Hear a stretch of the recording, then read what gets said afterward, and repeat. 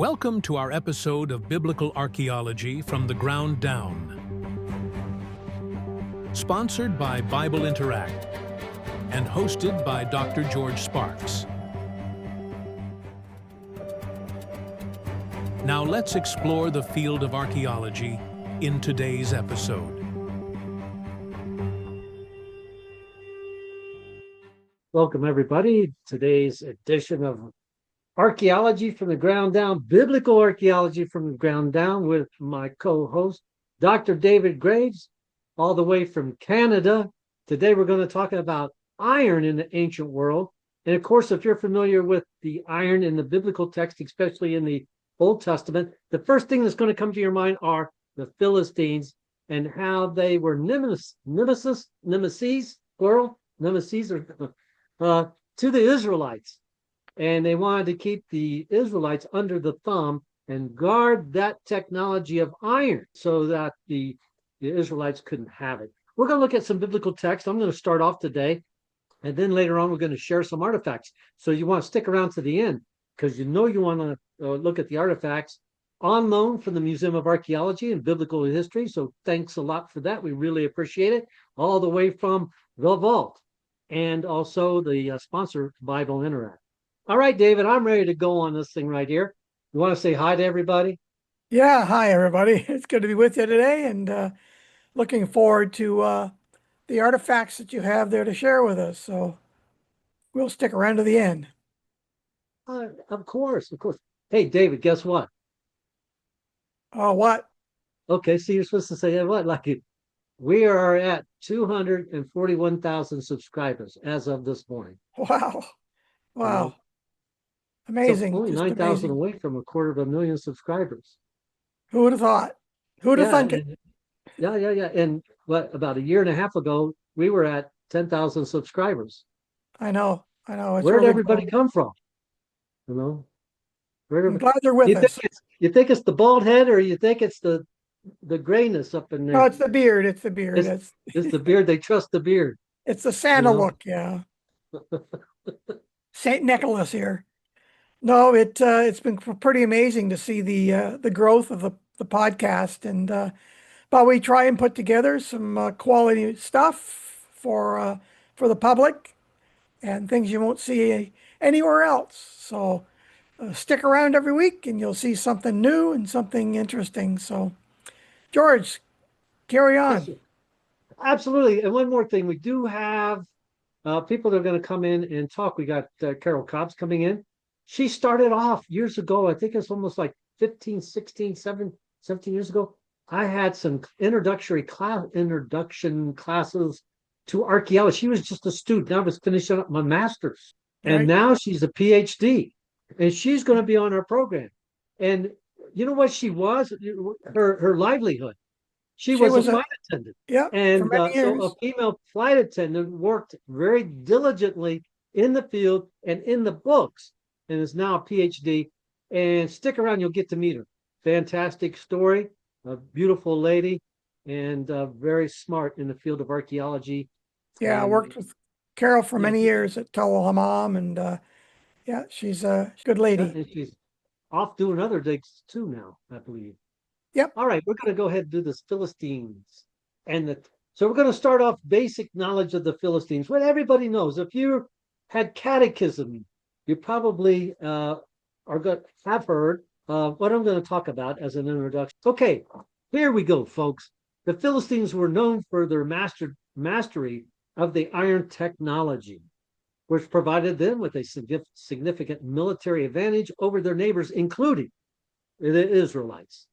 This technical edge was crucial in their dominance over the region and their ability to control production, restricting other indigenous groups, that means the Israelites, the Canaanites, even the Egyptians, indigenous groups access, of course, like the Israelites. Now, we're going to look at a verse, 1 Samuel chapter 13, verses 19 to 21, and I'm going to use the international version, New International? the New International. Yeah, you're right. NIV, okay. I'm going to set this up. All right, so 1 Samuel, we're going to start off with verse 19. Not a blacksmith could be found in the whole land of Israel, because the Philistines had said, otherwise the Hebrews will make swords or spears. So all Israel went down to the Philistines to have their plow points, mattocks, axes, and sickles sharpened. The price was 2/3 of a shekel. Now, what does this mean? Actually, in other translations, it's called the pim, P-I-M. And that's a small Hebrew weight. And of course, we're going to show pictures of this because it starts off even smaller, like the netzef, the beka, the pim, and it goes into the shekel, the 2 shekel. All right. So it's interesting to note that, and they're little limestone weights. They're not really that attractive, and they could be easily missed at an excavation. Right. Now, the Egyptian influence. Now, the reason why I would say the Egyptian influence, because of course scholars say it is there in the weight system, also on the inscriptions on these weights, because the Philistines, they basically had their cities along the trade route. Right. And of course, during the early stage of the Philistines' settlement, because they lost the initial battle to the Egyptians, the Egyptians actually had their hegemony over the Philistines there for a while. So the Egyptian weight system, based on the unit of 8, was used in international commerce and was implemented in Israel during the Iron Age. Now, Israel means the land of Israel. I could also say the land of Canaan. One specific example is the discovery of an Iron Age weight near the Temple Mount in Jerusalem, dated to the First Temple period. This limestone weight is marked with an incised Egyptian symbol resembling a Greek gamma.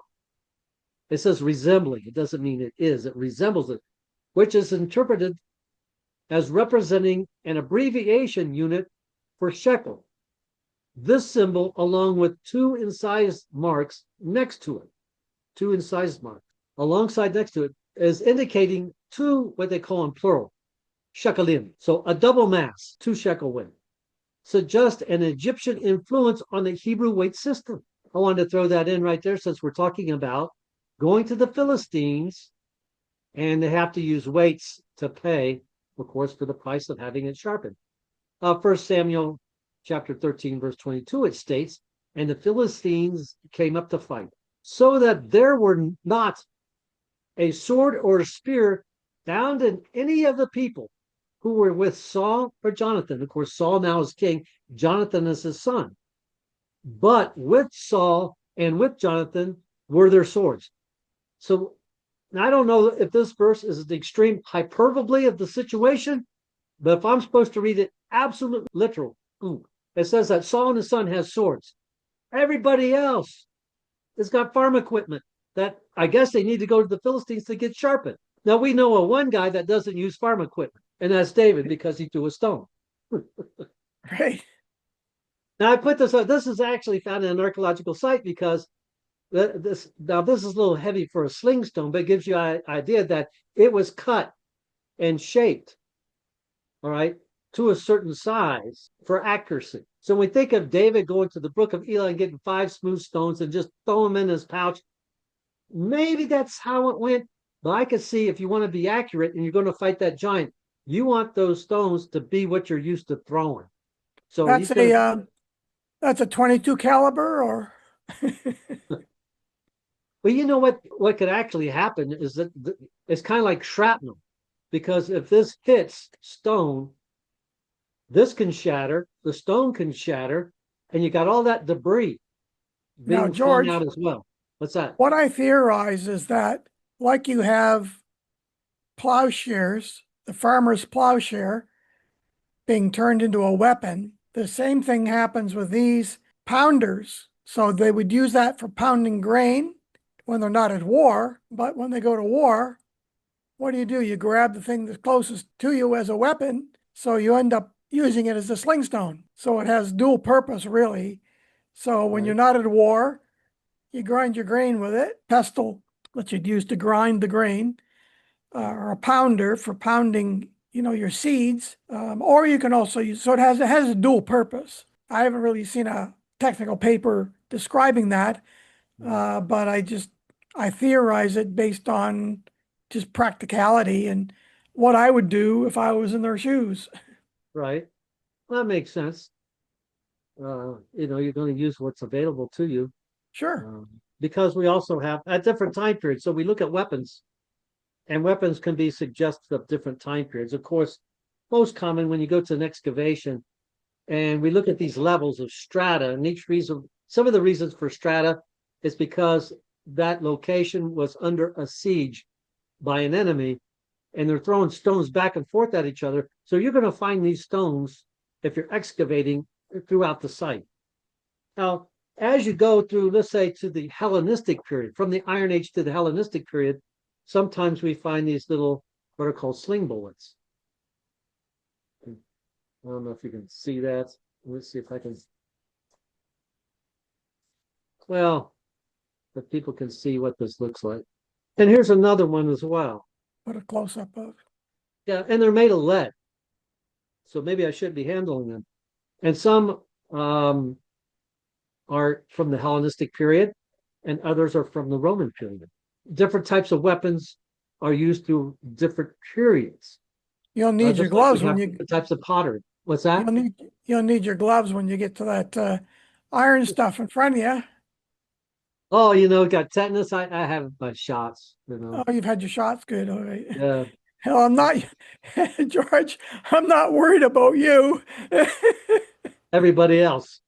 Yeah, I I'm try worried not to about bite. I'm worried about the artifacts. True archaeologist here, George. Oh, that's true.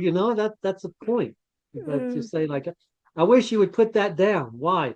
You're worried about, like, no, I think you're going to break it. Put it down. Yeah, that's true. Yeah. Okay, let's see where I went from this. Okay, 1 Samuel 17, chapter 17, verses 4-7.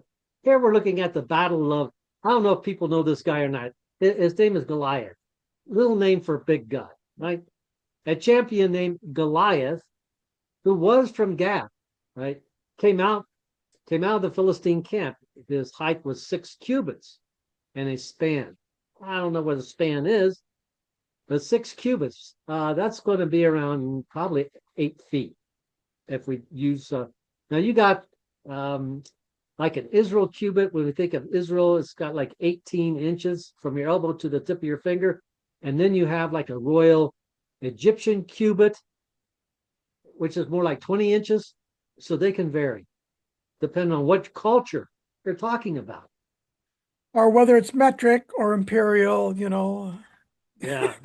So, it takes a little bit of math, and we can figure out on an average 6 cubits is going to be around 8 feet. That's pretty tall.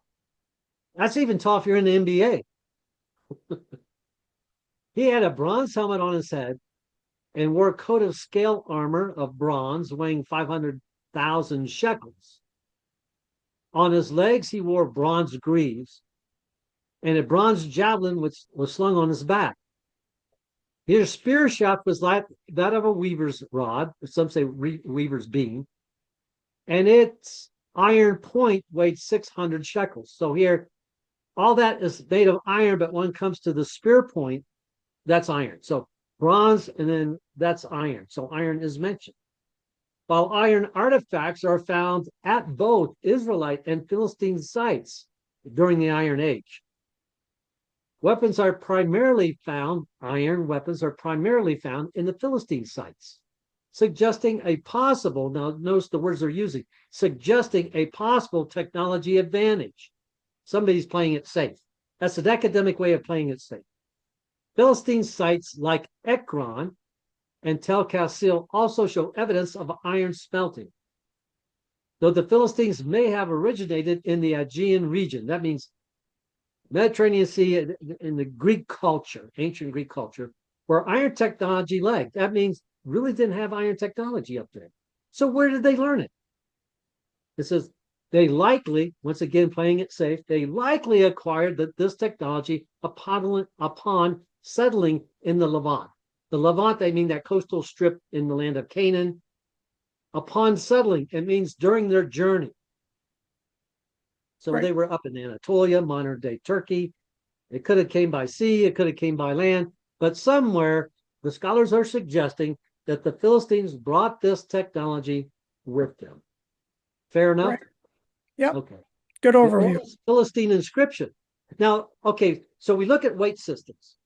All right, and weights can be dated according to how it was inscribed, but you have to be an epigrapher to actually be an expert on making comments on that. And then it was an article that I picked up that was written by an epigrapher that said it looks like both on these inscriptions Hebrew weights.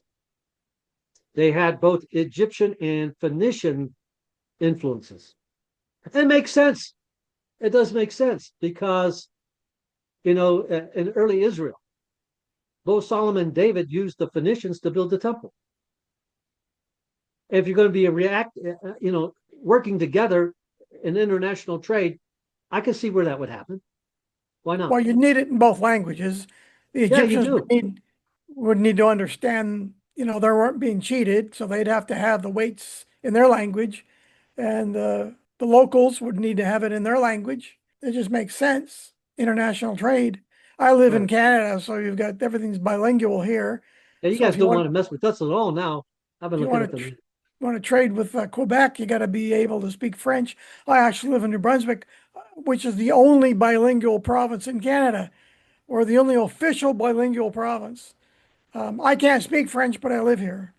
They're supposed to be trading with Greenland. Yeah, exactly. Yeah, well, we'll need to be putting our weights on with our language soon. But you get my point that if you're Right. going to be trading with people, you need to be able to communicate with them. So it's not strange to find Egyptian, characters Mhm. as well as, um, Canaanite, Proto-Canaanite, Yeah, Proto-Canaanite. Yeah, yeah, right. script on them as well. So it just makes sense. It makes perfect sense. And when we think of Proto-Canaanite, the epigraphers say that was derived from some Egyptian hieroglyphs. Comes Yes. over. So here where we have this involvement, and it makes sense. Um, Also, the reason why I wanted to talk about this battle with Goliath is what is being described as a type of weapons, the helmet, you know, the uh, you could say the breastplate, and also the guardian, those that guard the knees and what do they call them, the sieves or whatever, Well, and the Greaves I the always found greaves. interesting Thank you, because my last name being Graves, I always thought they were talking about graves, but no, the shin guards. the shin And guards. Yes, in the old day when I played hockey, I used to take the Eaton's catalog and I used to strap those to my shins. I use that and it as makes a right. shin guard. Those are my greaves. And it's a good point because what they're describing is actually Greek, a Mycenaean culture, and they're describing this in, of course, in this biblical text. So we have Egyptian involvement, and we can have, well, I should say, influence, and we also Greek influence, and then we have some kind of outside source that the Philistines brought with them with the iron technology. I think it myself is very fascinating. Now, the oldest Philistine inscription found in Gath by the expedition led by Aaron Meyer. We want him on our channel, Professor Meyer. A scratched inscription. It's on a little shard, a little fragment, a pottery fragment. Right. I'll show a picture of it. Okay, it was, I don't want to say translated. That sounds too easy. It's translated. What's a better word? Transliterated? Transcribed. That's correct. But it's transcribed this inscription on a potsherd that was found at Biblical Gath or Tel El Safi, has, according to Professor Meyer, the name Goliath. And this is dated to the 10th century, which they say 950 BCE. That's Right. interesting. Right. And And according now, some have yes, suggested that it's not the actual individual Goliath, but that there was a name similar to that. So it was, as we say, the right time period Mhm. the right name. So culturally, it was placed in the proper context Okay. of Tel Asafi with the inscription that reads similar to the name of Goliath. So it was a name that was known, a name that was used in that time period, in that place, by those people. So right time, right place, right stuff. Okay. But what we're not saying is that is Goliath, the Gath that we read in the Bible. It's an inscription on a potsherd. We don't know which Goliath it was. My name is George, and there's lots of Georges. His name is David. There's lots of Davids. And 2,000 years from now, you see a little note that says David on it and say, oh, that's David Graves. He was on that biblical archaeology from the ground down. We all know him. Yeah, I'm not King Doesn't work like David. that. I'm That's not King David. No, yeah, King wrong, David. wrong David. So you're right. So we need to point that out. Like there was a lot of Jesuses Yeah, in Jesus's Jesus. day, and Right. they weren't Jesus.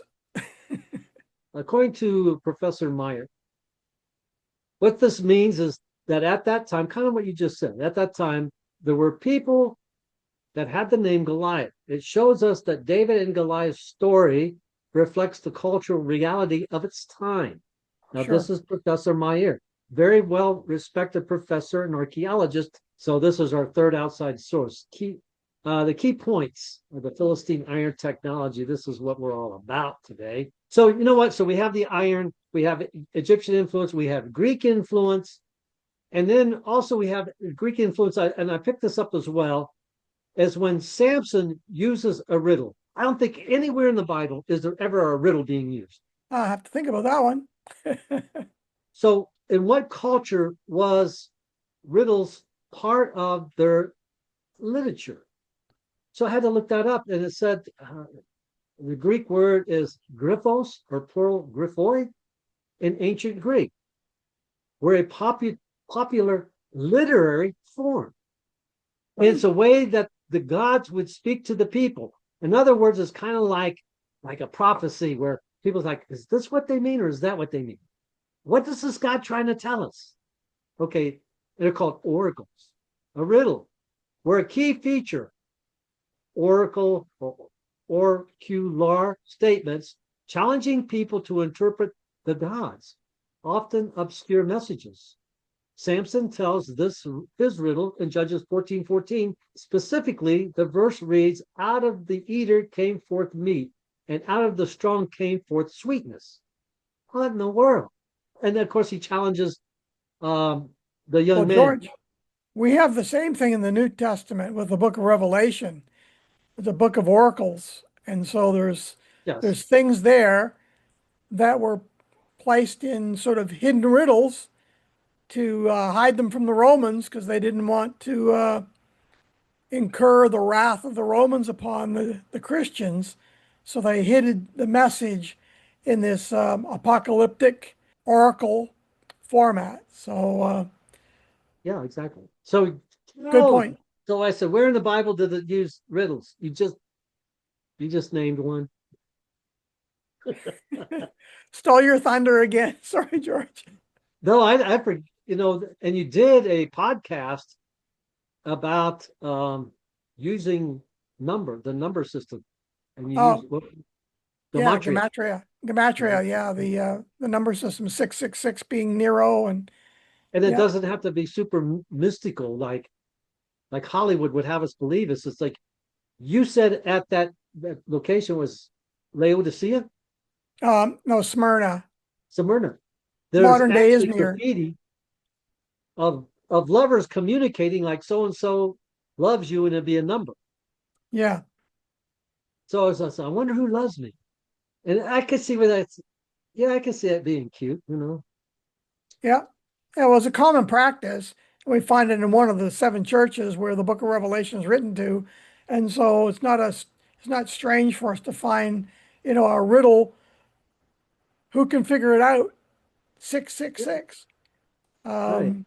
And Nero's name perfectly converts to 666. And so argues for an early date of the writing of Revelation, but Again, it proves your point that there are some rare occasions where a riddle is used to convey a message, hiding it from some, and those that are smarter can figure it out.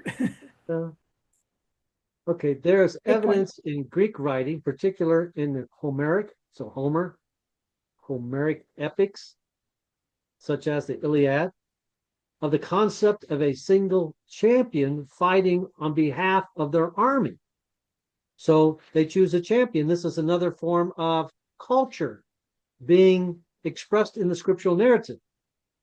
So we have a riddle, which is Greek by nature, a way that they communicated, or their gods communicated with their public. And also in the Iliad, it mentioned how the Greeks, we see this in the movie of Troy. You bring out your champion, we'll bring out our champion. That was not predominantly done by the Canaanites or the Egyptians or the Assyrians. This was something that was done, I guess, in that ancient Greek culture, and it expressed itself within the Iliad. Champions fighting on behalf of their army to settle the dispute. So here we have all these little clues. In a way, I think it's kind of fun. And it's in the biblical narrative, actually describing what other countries did in their system of warfare. I don't know if I like that or not. Or you would say, don't we have any more champions? If that one loses a best 2 out of 3 champions?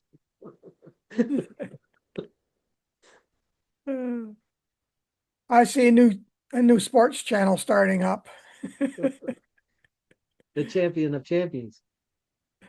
Okay, my last point would be the location in excavations where locations at excavations where iron was found. The Okay. Philistines established iron working facilities and workshops. So if we can't find the iron, we can, like an iron weapon, we can find facilities and workshops and a byproduct, which we call slag. Right. Like those found 2 sites, Ekron and Tel Kassil, to produce iron tools and weapons. Now with David, that's my 2 cents. We're going to save the artifacts for the end, so you don't go away out there. Yep. Well, David, that's the end of my little spiel there. And but now, do you think the people like my pretty face, or do you think they'd rather see the artifacts? I think we better put the gloves on and protect the artifacts. As I said, There we George, I have don't it, care folks. about I'm you. I'm telling you, just worried about I the just artifacts. I just happen to have the glove. No insult Okay. intended. Well, that's fine. Now, we did talk about, and I put up the sling stone, Yep. right? Or pounder. And we did talk about multicultural, the Greek influence. And one thing they found out, it was Tel Ashdod, and they found this little. It represents the Greek culture as a fertility idol. Right? So since it's a female, you can see the breast, and it's an altering table. This isn't a lounger at the pool. I know we look at this and we say, "Oh, the Philistines, the sea people." I get it. It's a lounger. Hey, that's really good. I think we should start making these, and it's a Find good them at the idea. beach.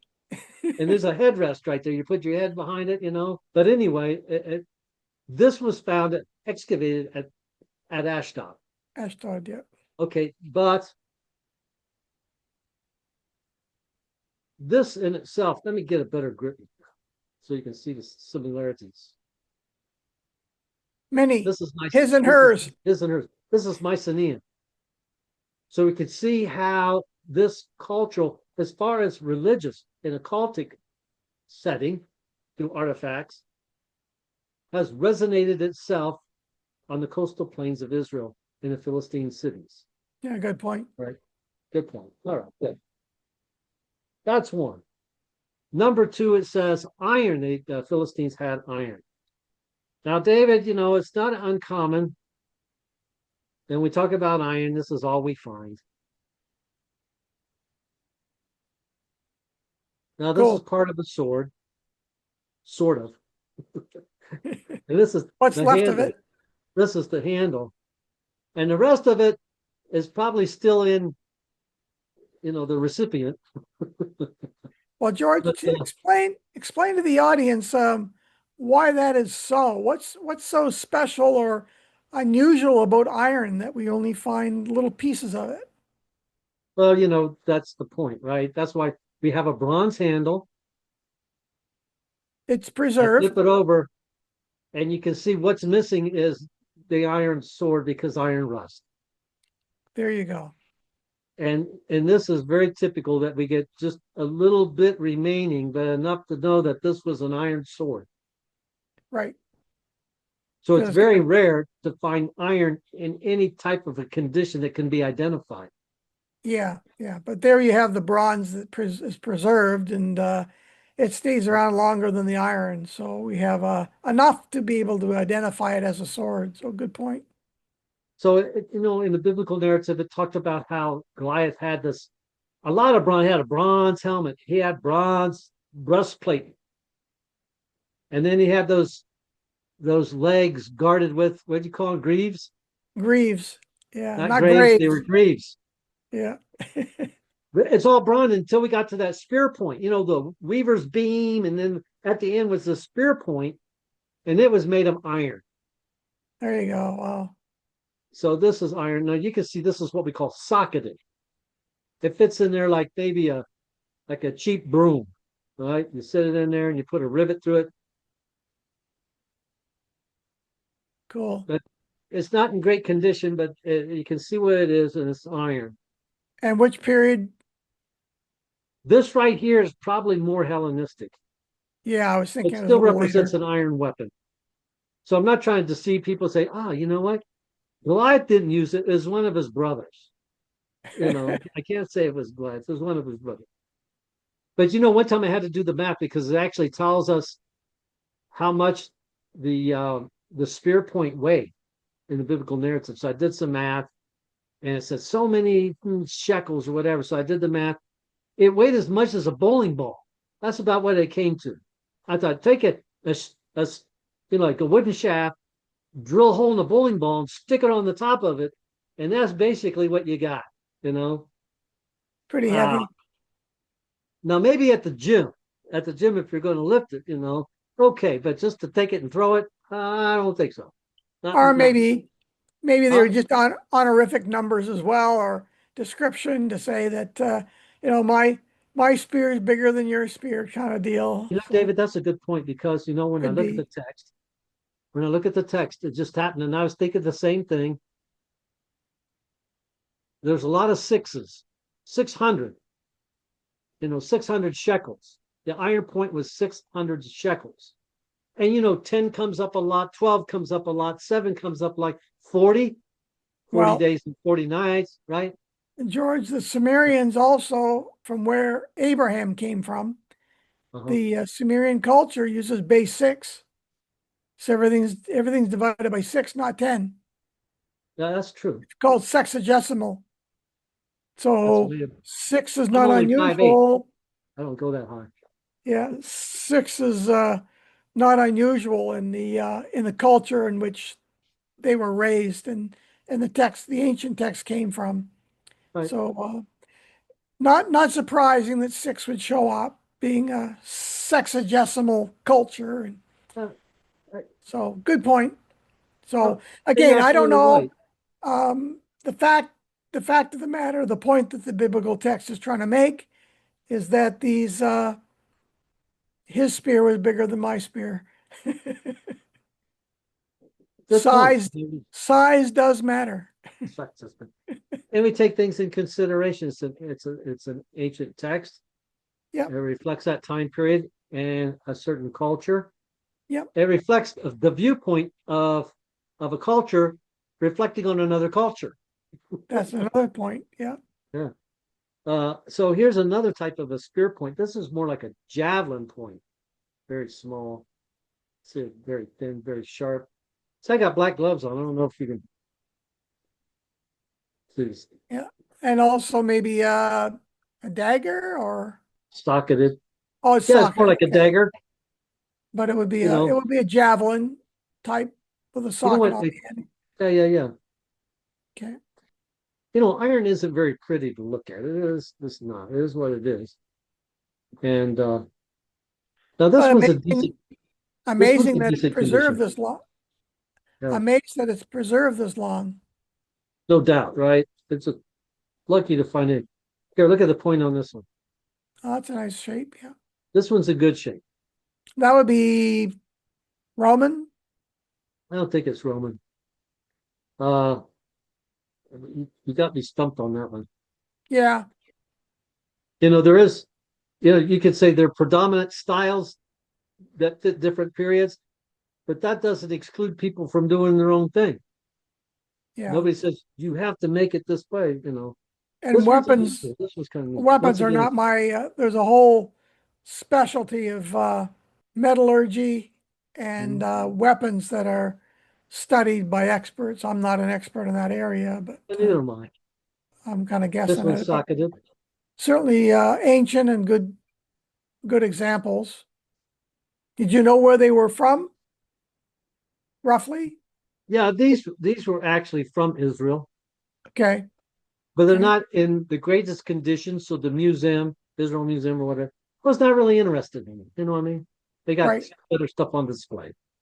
So Yeah. we're getting seconds. We're getting hand-me-down clothes there, but we do what we do. Still good examples and rare that people get a chance to handle them and see them. So, Right. So in other words, we're doing the best we can. So we have artifacts representing their culture, terracotta artifacts representing the culture in a cultic form, such as these, right? And then we represent, it's like the commonality. It says that only two swords found among the Israelites, Saul and Jonathan. Well, it could be that they're just saying it was that rare. And they gave us a warning. They said because we have to take all our stuff down to the Philistines, they want to make sure it's going to be farm equipment, not weapons. now if you want to tune in next week, George, if our audience wants to tune in next week, I'm going to present some material that may provide a connection as to how did the Israelites end up with the iron technology. So Oh stay yeah, tuned. yeah. Stay tuned because I know where you're going to go with this, Bob. Nope, I'm not going to spoil it. Nope, but it's going to be very, very interesting. Yeah. And I like your idea and where you're going to go with this. I think it's going to be a lot of fun. I know it's going Yeah. to be a lot of fun.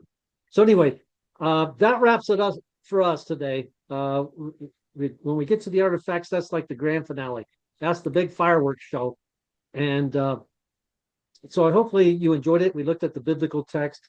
We also looked at different cultures and traditions.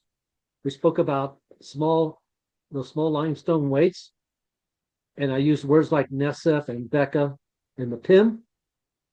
I think in some translations, when you read about the cost of the Israelites having their plowshare sharpened, they said it was the cost of a Pim. They'll say it in some translations.